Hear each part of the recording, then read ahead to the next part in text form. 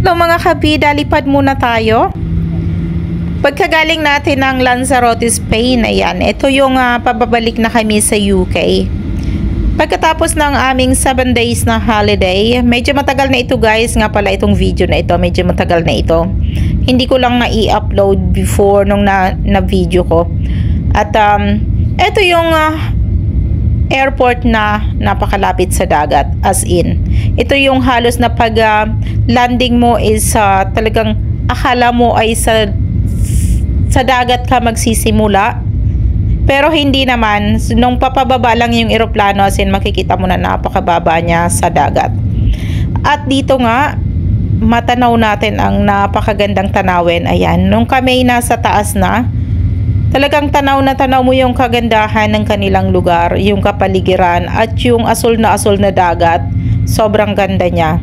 At matatanaw din natin yung kanilang mga kabahayan, yung mga kapaligiran nila is ang ganda talaga. Maraming volcano dito guys, at hindi lang tayo nagkaroon ng chance na makapag-ikot sa mga iba't ibang lugar nila dito, and hopefully ay mabalikan namin.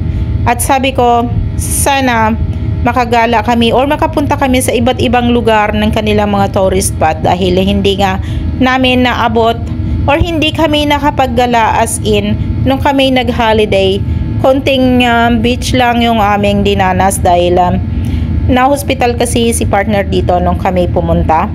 Pero syempre, kahit gano'n ang nangyari, gusto pa rin naming bumalik dito at mag-holiday ulit kasama ang buong pamilya. And also para ma-meet namin ulit ang pamilya, yung pamilya na tumulong sa amin nung kami ay nangailangan ng tulong, na hindi nag-alangang tumulong kahit hindi kami kilala. At isang pamilyang Pilipino at Espanyol. Ayan, thank you so much guys, and hopefully